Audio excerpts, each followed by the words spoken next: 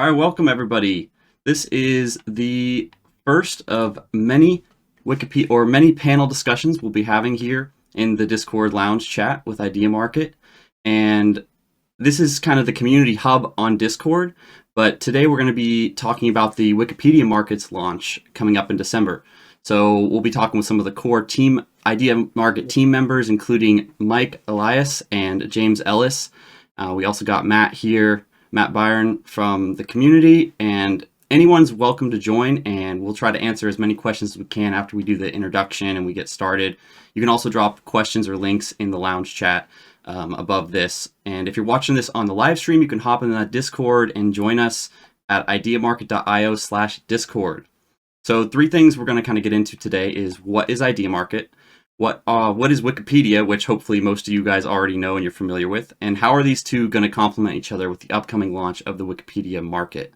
So the platform behind this incredible community is Ideamarket, obviously. You can go check them out at ideamarket.io if you haven't already.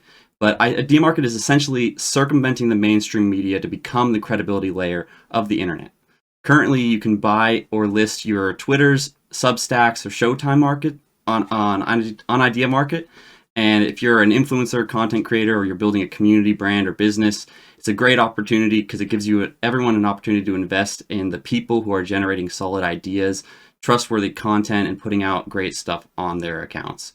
So when you're listing your account, you're essentially like linking it to a blockchain currency and giving yourself an additional revenue stream. Plus, you're allowing your supporters to buy in and profit from the cumulative growth as more people buy the account listing. So the big idea behind this is that we can make lying expensive by taking the power away from mainstream media and putting it in the hands of everyday internet users like you and me. Not only can you profit from investing in your interests and ideas you believe in, but you can help us filter out the truth from the lies. So we let the market decide which information and voices deserve attention. That's Ideamarket in a nutshell, and you can check it out and go get your account listed at ideamarket.io. And today we're going to be talking a little bit about Wikipedia, so I'll just give you a brief introduction to Wikipedia if you're not really familiar, but it's a free content online encyclopedia that's written collaboratively and maintained by a community of volunteers through a model of open collaboration using wiki-based editing systems. And a wiki system is just, in general, a collaboration of hypertext publications, meaning anyone can access them and they link to other articles, and it's edited and managed by its own audience. So it's a powerful tool for content and for collecting knowledge and information. Wikipedia itself is the most popular based wiki site, having been ranked in the top 20 since early 2007. It was initially launched in 2001 by Jimmy Wales and Larry Sanger in English, but quickly translated into a bunch of different languages. Now there's a whole lot of different languages, but it combines overall there's over 57 million articles. And it tracks around 2 billion unique visits per month, which is crazy. There's about 1.9 edits going on per second on the wiki. So the English-based one is the largest collection with over 6 million articles. Overall, Wikipedia has received a lot of praise because it enables the democratization of knowledge, and it also has a wide extent of coverage, unique structure, culture, and it reduces the amount of commercial bias in information because it takes it away from the mainstream media and puts it in the hands of individual editors. A lot of people have criticized it about being easily tampered with, but Wikipedia has added a lot of systems to ensure high standards. So even in like medicine and health articles, there's a pretty high editorial standard there, which gives peer-to-peer reviewed journals and university textbooks as source, and it's led to a lot of people trusting Wikipedia as a source for knowledge. And due to its increasing popularity, they have editing restrictions on certain pages. So if you don't know that, for an instance, in a lot of different Wikipedias, you have to be a verified editor to actually go in and make changes. But in 2021, an article in the Columbian Journalism Review identified Wikipedia's page protection policies as perhaps the most important means at its disposal for regulating its market of ideas. So it's a really cool place to get information, and now we add in the credibility layer of the internet, which is Ideamarket, and it's launching its own unique marketplace for Wikipedia page listings allowing users to list specific pages and buy tokens associated with those pages and profit from being first or early to invest in the ideas behind these individual listings as they grow in popularity. So today we're going to talk a little bit about how this works and what to expect on launch in December and how you can get involved as well. So I'll turn it over to Mike. Mike's the founder of Ideamarket, and he's going to talk a little bit about the Wikipedia page listings and how that's all going to work and tie into the marketplace of ideas. Mike, welcome. Thank you. Thanks, Sam. Lovely intro. In spring of this year, the Gamestop phenomenon happened.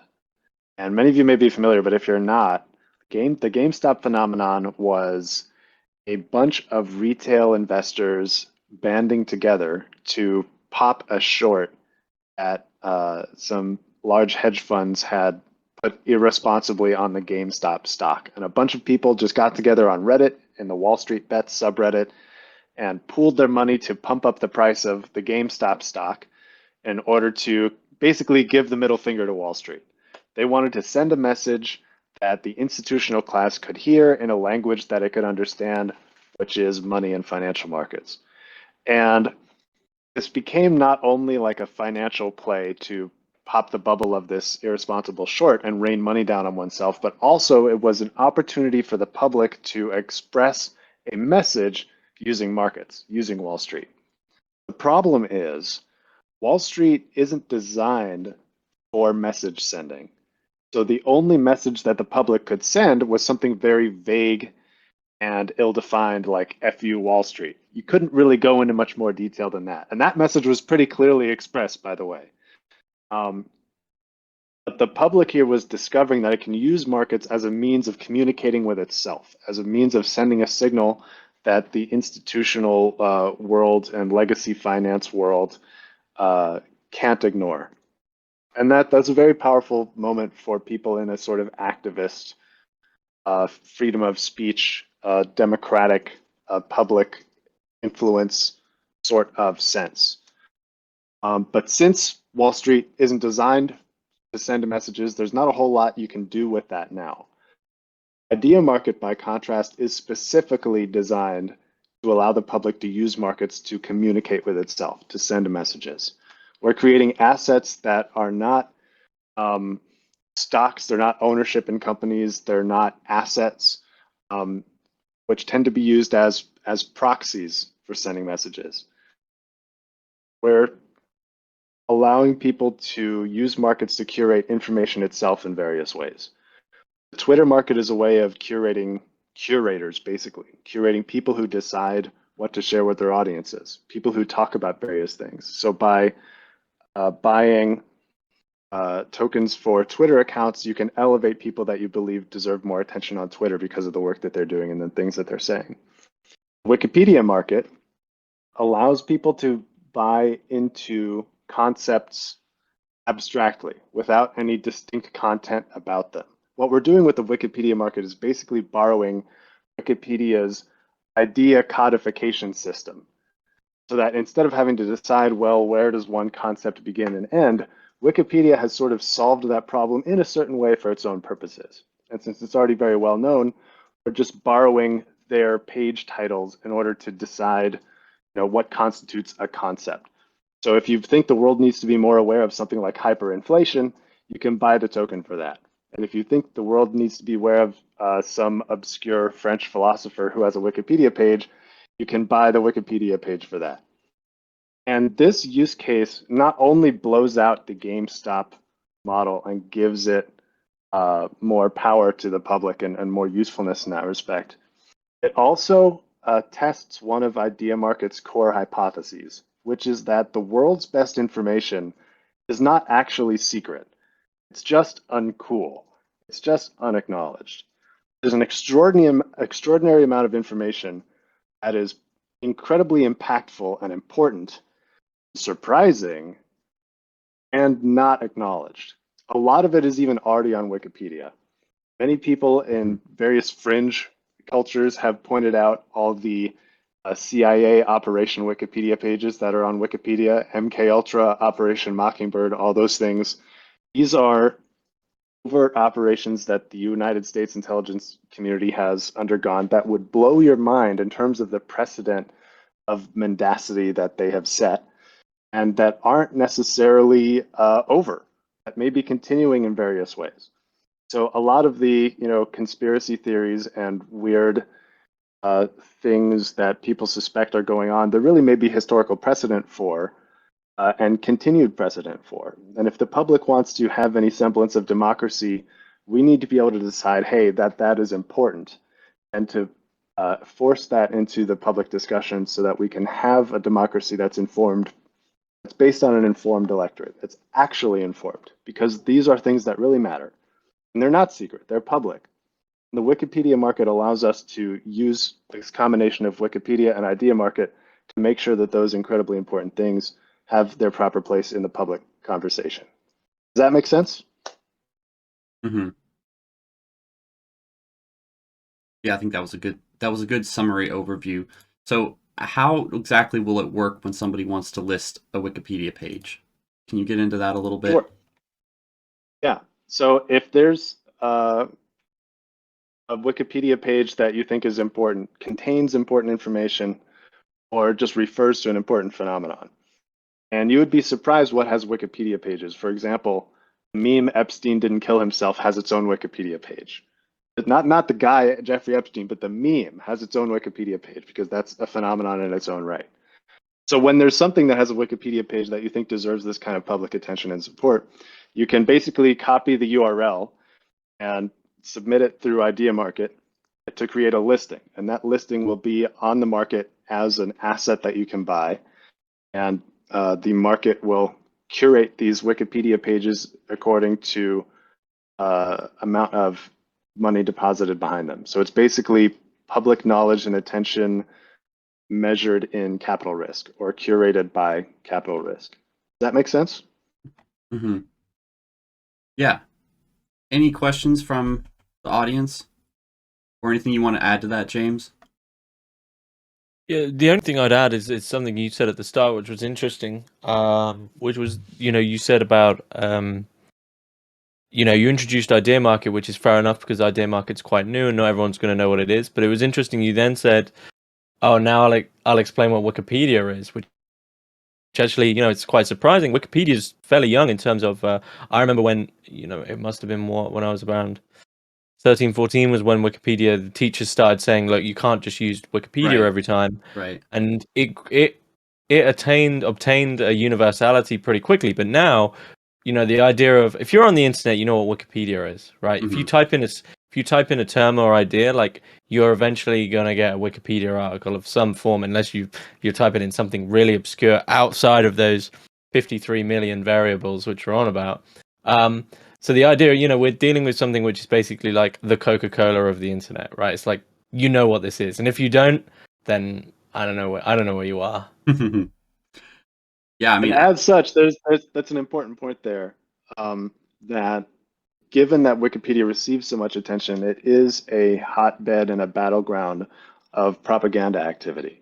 You have activists, often extremely well funded, often even funded by nation states, on many sides of a contentious issue, aggressively editing Wikipedia pages in order to create a certain impression. This is also likely influences Wikipedia's editorial policies and community policies and things like that.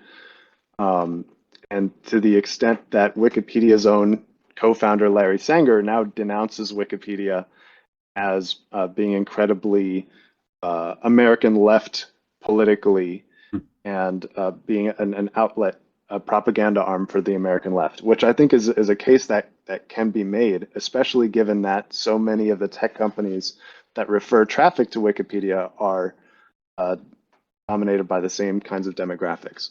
So I also want to add that Wikipedia is definitely, while it is definitely the default encyclopedia of the internet, we are using Wikipedia listings not necessarily to surface all the information about a given topic, or even the best information about a given topic. It's really to surface the topics themselves. Wikipedia Market, in effect, allows the public to answer the question, what should the whole world Google right now? Or what should the whole world search obscure corners of Twitter for right now? Because it's not the case that the best information or the most kind of radical information is likely to make it to Wikipedia, because being radical means it'll be disruptive and kind of annoying to the powers that control where most attention goes these days. But nonetheless, we have the opportunity to decide which sort of keywords represent the openings of rabbit holes that you can follow very deep and to some low-hanging intellectual fruit. I hope that makes sense. And also, I mean, something that's interesting is that Wikipedia's general structure in terms of sunk cost and one's valuation of something is equally like feedback loop reliant on the democratic process with regards to editing something, right? So if you really value something, then those people, it's completely free to put in time to edit it. And just to throw in a small digression and anecdote, which I found the other day, in terms of, you know, the lengths to which people find value in small things and will absolutely hold their corner when it comes to some argument. Someone linked me, and I think it's making the rounds on Twitter now that it's a bit more well known, the Wikipedia article for Star Trek Into Darkness. There was an editing war in relation to the word into, of whether or not it should be capitalized, and it now stands at 40,000 words long, the debate as to whether or not that word should have been capitalized. I'll send it to you later, Mike. It's pretty funny. But that is just an example of, you know, and I mean, it's a funny example, but I think it's a great example in terms of how, as a value proposition, once you've put the risk or the monetary risk into these things, there is clearly this fundamental democratic process under which anyone can enter into if the means to prove your case is there, and it's all completely, you know, within Wikipedia in the history. So it's like a market with a you know, a democratic history, which you can say, look, actually this is wrong and here's why, and I get to say why. And so in that sense, there is almost an ability, which perhaps we haven't highlighted as much. There is an ability almost to have some interaction in a way, in terms of the legitimacy and epistemological framing of the thing you've invested in, right? You can be like, I've invested in this, and the thing's sort of changed. I can go in and I can become an editor and I can look into this, which I think is you know, an interesting market dynamic for sure. And I'm not saying that we can go in and edit it and change it to something completely different, but in terms of the framing of that conversation, I think there is actually a lot of scope there. Yeah, absolutely. That does seem sort of like a proof of work of a sort, of a kind consensus mechanism, that if you care a lot, you will spend the time editing and you will get in there and kind of fight for your view of things to be included in the final versions of articles, and you have to maintain that as well.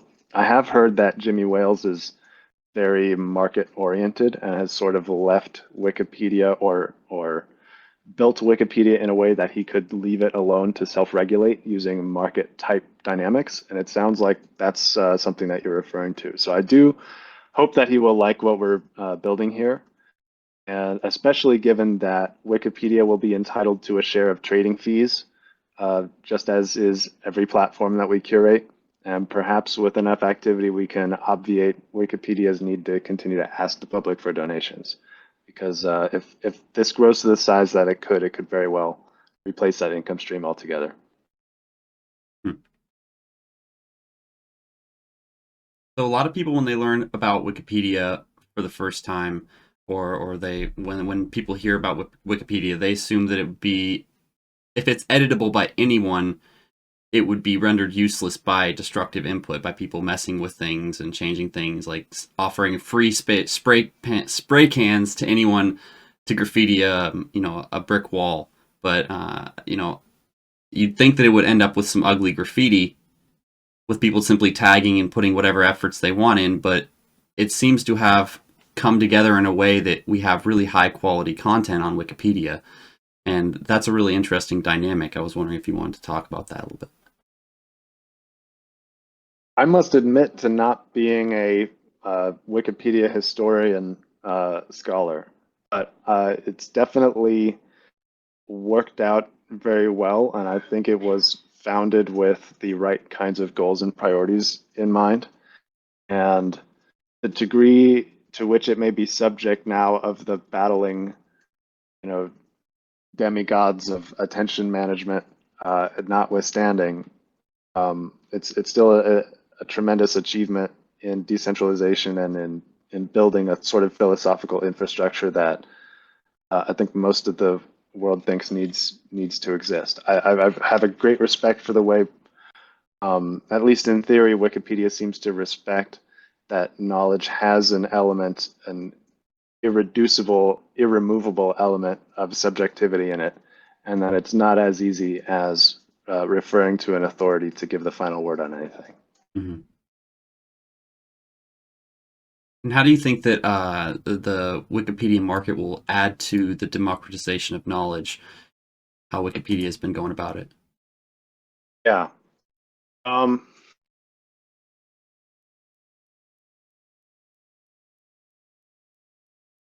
Ideamarket itself isn't going to have I don't expect Ideamarket will have a direct influence on Wikipedia's own policies. But if we can use Wikipedia's achievements in terms of categorizing ideas and using those as a jumping off point to do research into other things, and we can leverage that system to have more honest and transparent public conversations about the issues that really matter to the public. Mm-hmm. Right now, those conversations are often limited to what media corporations and social media corporations deem acceptable. I said earlier, like, the world's best information isn't kept secret, it's kept uncool. Ideamarket's mission is to make curiosity cool. It's to make following honest curiosity and honest confusion socially acceptable. So to the extent that we can do that by making people who do that well wealthy, to the extent that we can make curiosity a factor for becoming wealthy using a tool like Ideamarket, we can change the nature of public conversations. And that's something that Wikipedia Market could be a crucial tool, especially if they align with us philosophically and want to integrate with us natively and like put a buy on Ideamarket button on the top of every Wikipedia page, for example. But Wikipedia is an experiment in its continuing mission to move conversation in this direction. Whether Wikipedia itself becomes the leverage point for that remains to be seen.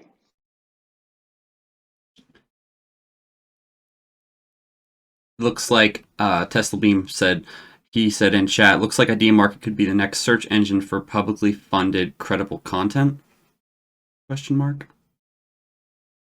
think that's really cool. There's definitely a lot of improvement in theory to be gained in the search engine world. I know that Google, I've been frustrating these days, and I think a lot of people agree. Mm-hmm. In terms of publicly funded content, it's hard to distinguish what's publicly funded, but definitely we're aiming to allow the public to fund interest in and attention to various kinds of content, various ideas, various topics. Because I think one of the greatest losses that we face is how we fail to take advantage of the information that we already have. It's not so much that we need to make big breakthroughs and big discoveries. We do, and that's great. But we fail so often and so drastically to use the information that's already public that it's almost a non-issue. The incremental discoveries we might make, and even the revolutionary discoveries, don't seem to be that different from the revolutionary discoveries that we've already made, that some person has already made, and we just are failing to capture this and failing to give those things the credibility and the attention that they deserve. So Ideamarket sets up a market incentive, a venture capital type incentive for discovering these things and bringing them out into that spotlight. A metaphor I like to use is, there's the joke about the guy who gets trapped in a health food store and starves to death. That's kind of where the world is at, informationally speaking. We are collectively stuck in a supermarket. We have all the information we could possibly want, and we're focusing on this little shitty corner of it that's just like empty cardboard boxes because it benefits the legacy power systems to have us be focusing there so that they can kind of do whatever they want with the rest of the store. But we're here. The public is the information is public. It's not a matter of access. It's just a matter of rearranging the incentives that shape where we focus our attention so that we are not afraid to be shamed socially for going, oh, there's a whole bread aisle over there. I'm going to go over there and just see what's there. Because it really is that simple. The world's best information is just sitting there like an object on a table or in an aisle, just waiting to be picked up and used. It is there. The challenge is most of the time when people follow their natural curiosity, there are social consequences imposed, or communities call them names and expel them, or people try to hurt their reputations on TV and things like that. So we need to change the infrastructure in which we are operating so that the costs to naturally following our curiosity amid this supermarket of information are not so high, and that the benefits are much higher. So Ideamarket does that by enabling people to make money by following and by serving the natural curiosity of the public. Mm-hmm. And that helps make the social costs far easier to bear. It's easier to be called a conspiracy theorist if you're rich and have a loving audience and you've earned their trust and you're performing a public service. That makes sense? Mm-hmm. Jordan was asking, he's wondering if we have any progress on what to do with Wikipedia interest. One idea he had was to give some to those who do long-term staking to incentivize doing so. Thoughts on this or other possibilities? Yeah, that's definitely an idea. That remains to be seen. I wouldn't mind figuring out something really clever and interesting to do with that. In the meantime, we have some time to figure it out because the interest mechanisms won't be operating immediately. We have not plugged into an interest generating protocol since the move to Arbitrum, and that's a project that's currently underway, currently in research phases. So we have a little bit of time to decide that. There won't actually be any interest that accrues for likely another couple of months. Okay. Hopefully that answers your question, Jordan. Another question. Yeah, by all means, let's keep brainstorming because that's something that has a lot of potential. It could be a lot of money, and we'd like to use it intelligently, of course. Piyush had a question. Innovations like Rome research are fueling a rise of personal wikis. How do you think these will affect the information landscape? Yeah, Rome is awesome. I'm a big fan, and they kind of have a very similar philosophy about our unused knowledge. Rome is all about getting the most out of the knowledge that we already have. And Ideamarket's approach is very similar, just on a more collective scale. I could easily see a future in which Ideamarket curates personal wikis that help people organize knowledge around a topic or around a particular organization structure. I think there are a lot of potential ways for Rome and Ideamarket to work together to help kind of bridge the gap between individual and collective knowledge management. We're on a lot of the same pages philosophically.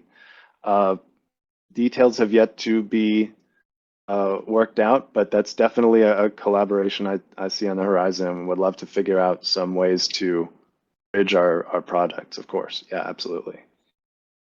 That makes sense? At the very least, I see Rome graphs becoming listings. That's something that we could do quite easily. Makes sense, yeah. Any other questions from you guys? Mike, one thing I want to ask you: what is the Wikipedia market a proof of? Was it a proof of? Yeah.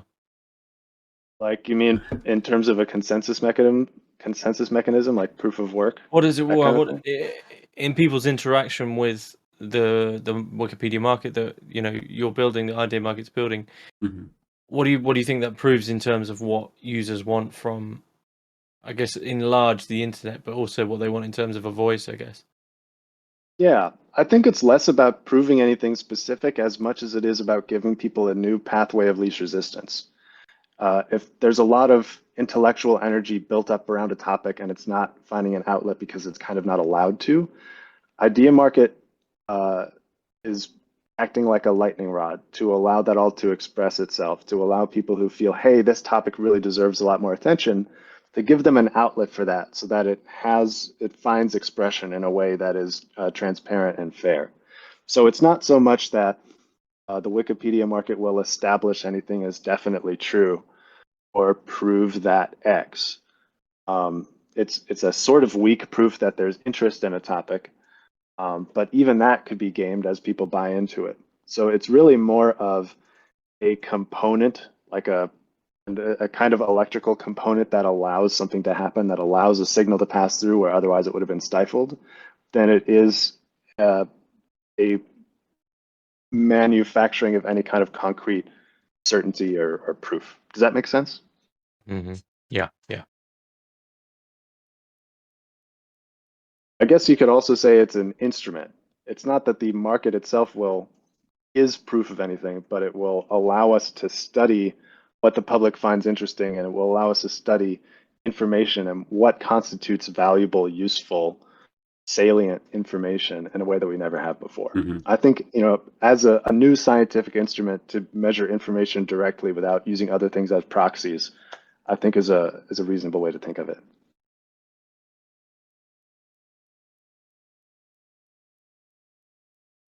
Those are some good questions from the audience. If you guys have anything else, if you want to unmute or ask it, you can do that as well. Or if you have something to add to the discussion, feel free to do that. Otherwise, we talked about things that everybody should be Googling right now. So one of the things I wanted to talk about was pages that you thought people should be checking out, and maybe some pages that might be listed when it does launch. Is there anything that you think right now people should be checking out that needs to be brought into public attention? That's a big question. That's a big question. Yeah. Do you want to have Really people unmute themselves and just shout it out? Yeah. Great. If you want to unmute yourself, go ahead and just shout it out. Yeah. Maybe I can give a bit more context too, that we don't want to give preferential treatment to any particular listings, but we do want to allow people to express what they want in advance so that when we launch, we can have some things ready for you. We can have some listings ready for you so you don't have to go through the extra step of making the listing yourself and paying the fees for that and all that. So we are collecting the most popular early requests to go live on launch day, which will be December 13th. That's a Monday. It'll be 9 a.m. Pacific, which is when we tend to do things. Noon Eastern. And 3 weeks today. Yes. 3 weeks today. 3 weeks from today. So yeah, that's some context here. We even have a little Google form for people to submit Wikipedia pages that they think would be really hot early listings or things that you would want to get in on to make sure that you have the opportunity on day one. So that's some context for this question that Sam is asking here. I'll go ahead and put that in the form here in the chat as well, but you guys can feel free to unmute yourself and ask that. Is that link working? Hold on.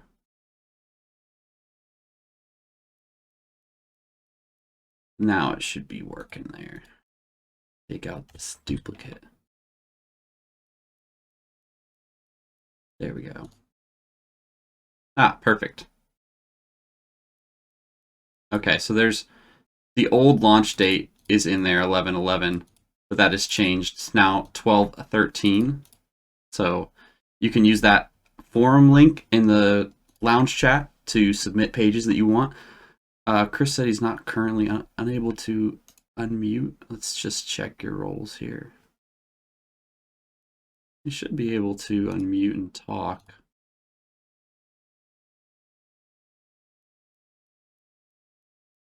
Advanced permissions.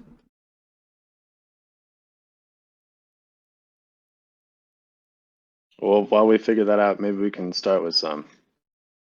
James, do you have any off the top of your head, or should I start calling on the ones that we were discussing earlier? Well, I was thinking that really the ones that I'd like to see perhaps on the launch of something wouldn't be ones that are like blindingly obvious that I don't know. For instance, if we're talking about things which are some people may still consider underappreciated, right?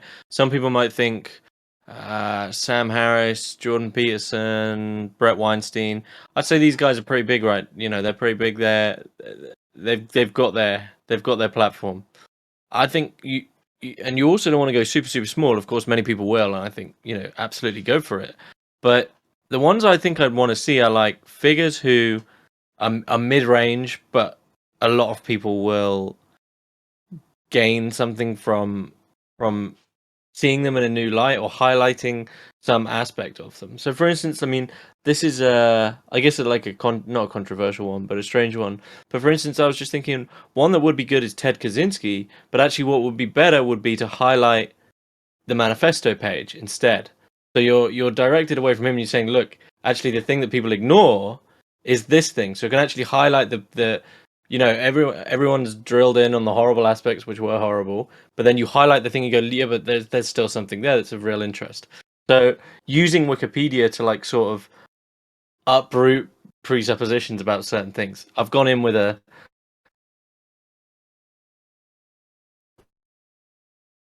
that I guess fairly try blase. People use the market to possibly even see things in a different light. A Wikipedia page off something you already know, and you go like, oh, I never knew they did that, or I never knew they were involved in that, right? So yeah, I like that a lot. who would yours be, Mike? I'm trying to think of dead people because they have the distinct advantage of not having Twitter accounts or Substack accounts. There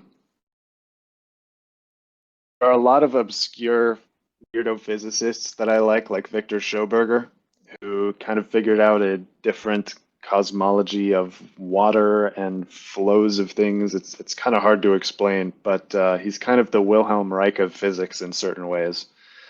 And guys like him who discovered or created new metaphors for modeling the physics of the world.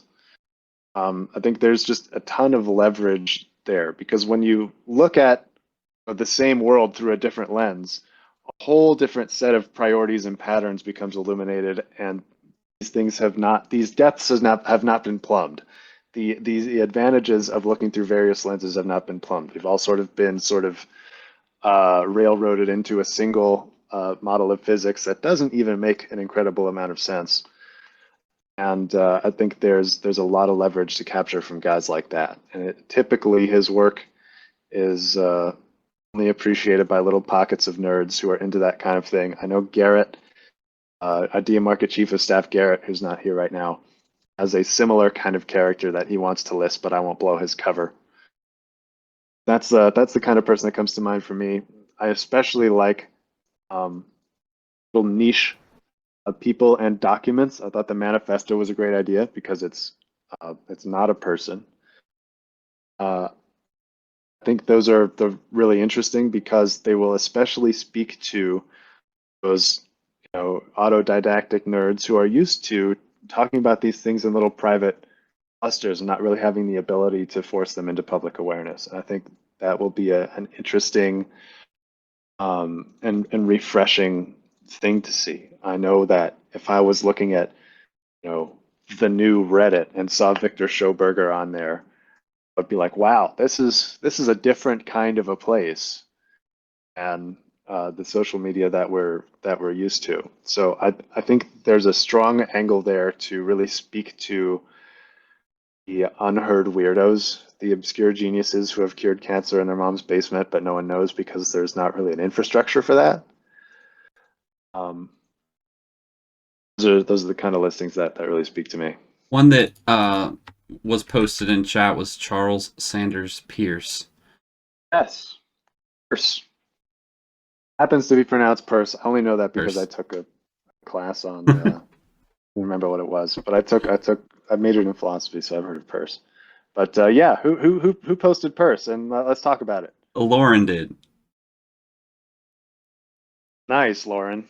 Yes, I took a class on pragmatists. That's what it was. Yeah. I'm a big fan of William James, so there we go. Lauren, if you can unmute yourself, I would love to hear your. She can't right now. For Mr. Peirce, Dr. Peirce. Okay.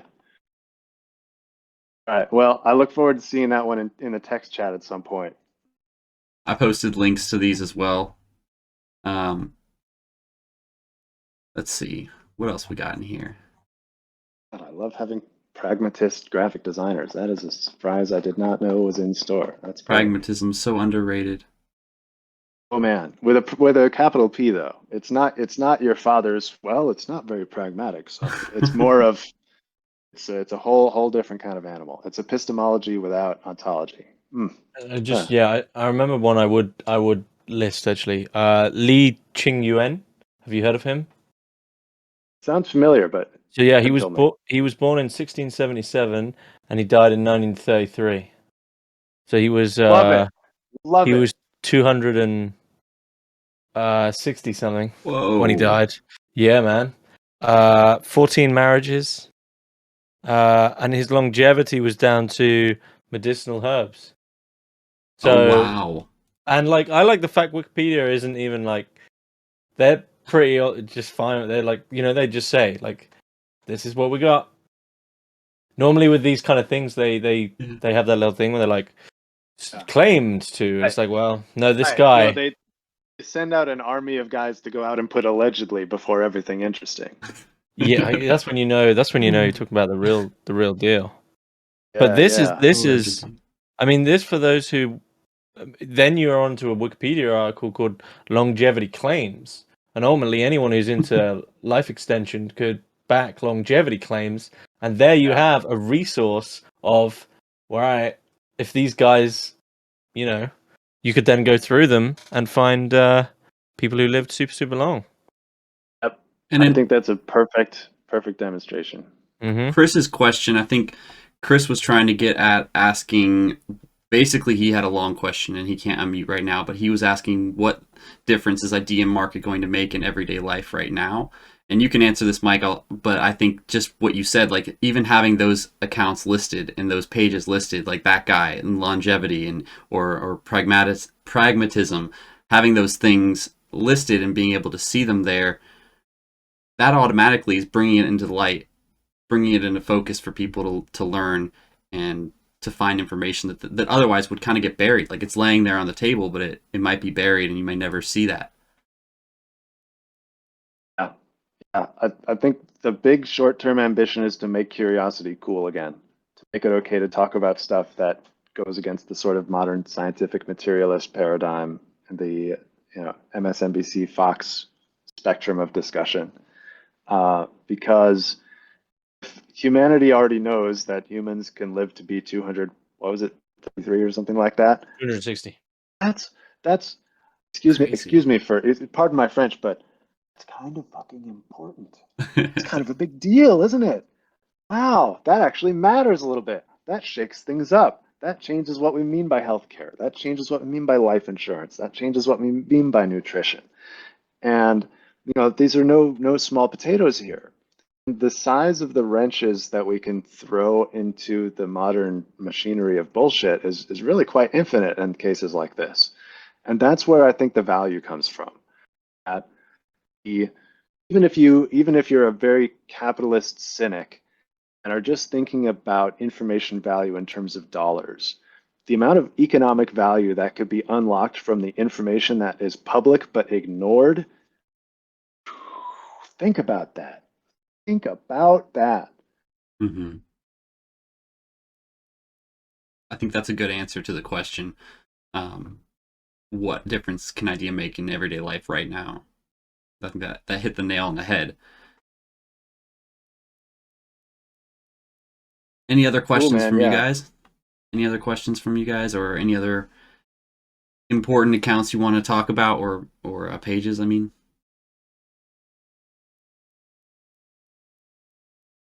All right. Well, I submitted that, or I put that form in there and pinned it as well in the lounge chat, so you guys can find that by looking at the pinned messages and submit them via that form. I'll share another couple because I want to comment on James's too, because I really like James's example because it's something that is quite concrete. If you review the evidence, I don't know this particular guy's case, but I assume it's if you look at the evidence, it's not actually hard to see that, hey, this guy really kind of lived, and there's something to this. That it's a very sort of concrete, open and shut anomaly. It's when throwing wrenches into machinery of bullshit, the wrench has to be as solid as possible. It has to be made out of hard stuff so that it really rips up the wheels of the machinery. Mm-hmm. And so the more concrete, more indisputable things that we can find and surface, the better. The more solid the anomalies we can surface, the better. And another example would be, there was some guy who was a master breatharian, which means he got all his nutrition and energy from sunlight. And he lived for over a year under scientific observation, like very strict controls, never ate or drank a drop of water. And this was extremely well documented. I don't know if he has a Wikipedia page, but these kinds of things that just defy the explanation of the current paradigm need to be reckoned with and can provide a lot of value to have them be reckoned with. So these are the kind of listings that I really like, that are just very open and shut cases that perplex the paradigm in which we're all kind of stuck today. Does that make sense? Mm-hmm. What do you think about the Wim Hof page, the Iceman? I literally went onto the Wim Hof page when you said about that, because Wim Hof's another one, right, where he said, like, all right, well, they injected him with a virus which would make you like throw up everywhere pretty quick. And he said, oh, just, it's like full on flu-y virus. And I think it was after an hour, he just said, oh, I just had a little bit of a light headache. And it's like, that's undeniable. It's like literally undeniable.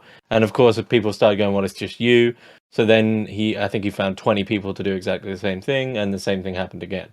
It's like, well, all right, what do you want to do now? What are you going to do now? And then, but there isn't a page for that specific. So what would be really useful is a page for that specific, like the Wim Hof test, right? Because then that's the direction. But Wim Hof page itself isn't very big at all. I thought it'd be bigger. Yeah, it's not. No, I absolutely love that. Like the combination of self guinea pigging, like within reason. I mean, don't go jumping into volcanoes and stuff. With Ideamarket could be really disruptive, because if Wim Hof can do stuff like that and organize what amounts to a small scale, scientific study among his followers, then I mean, there's a great distance that can be taken. Mm-hmm. And a lot of it, I think, a lot of the effect is to not only get attention on this information, but to make it socially acceptable to believe. Like, it's really that our sort of innate human need to belong and be respected being leveraged against us to make sure that we don't believe certain things, or that we only believe certain things.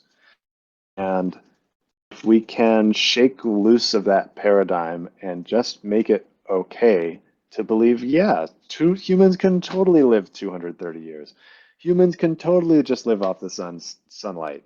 Humans can totally fight off viruses in an hour with just a headache. These are all good things to know. These are all productive, beneficial, life-affirming things to know. And like so many things, it's our doubt that prevents us from enjoying the benefits of these things. It's not that the world is so limited and we're so frail.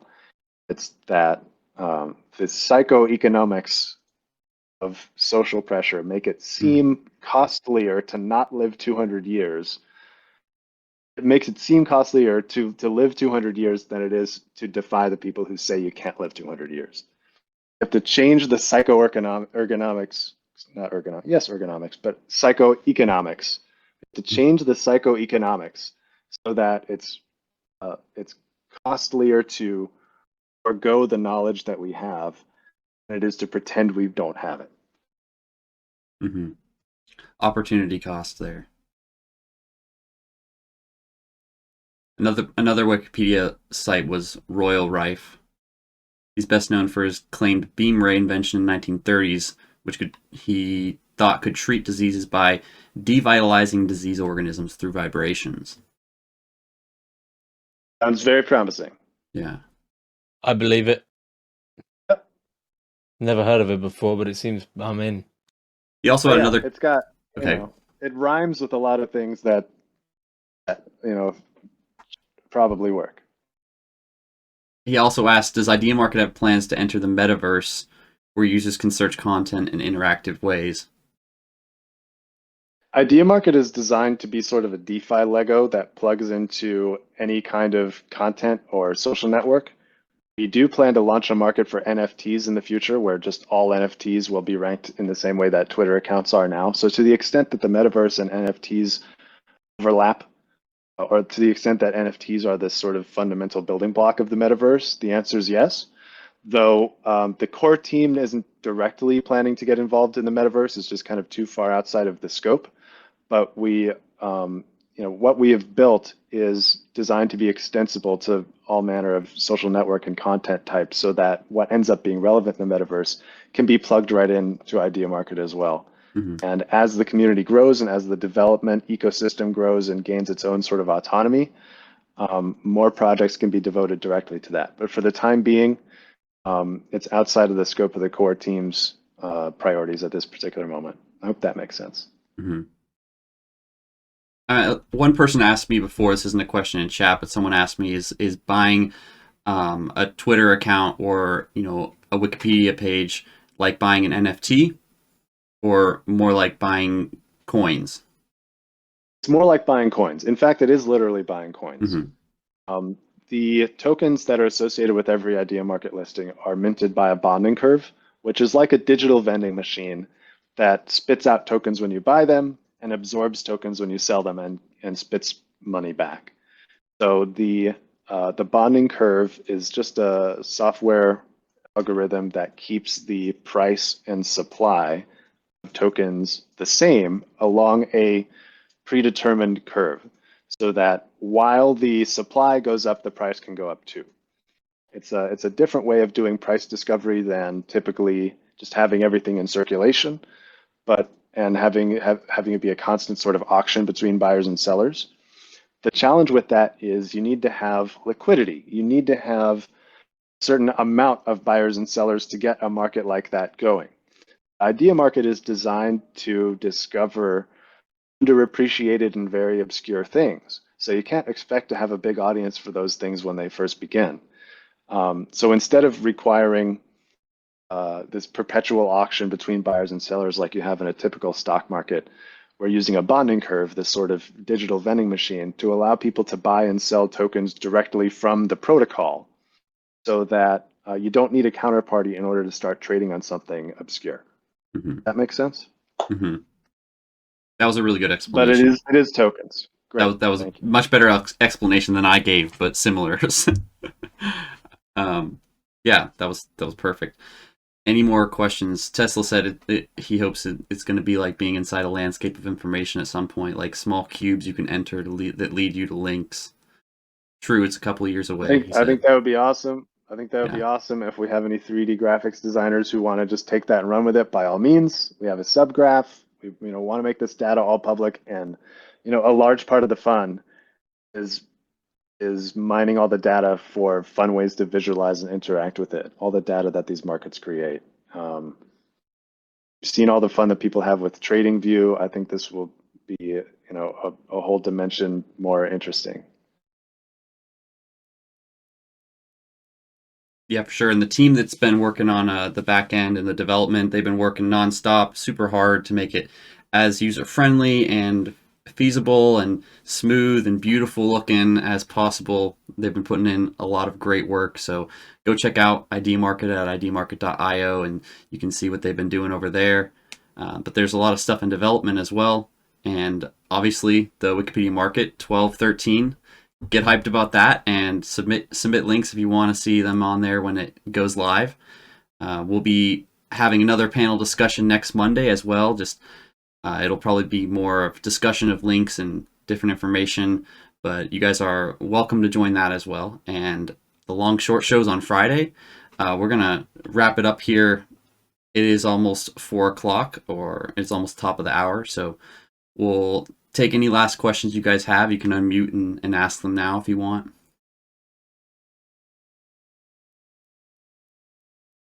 Chris is still typing in the chat. Otherwise, do you have anything you want to add, Mike? Thank you guys for being here.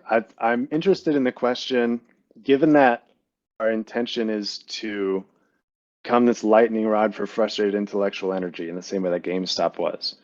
A question I'd like to leave with everyone is, what Wikipedia page do you think would be the best lightning rod? Gamestop was kind of a unique case because there was a short open against it, and it happened to also be a kind of a nostalgic company for a lot of the retail investors who were fighting back against that short.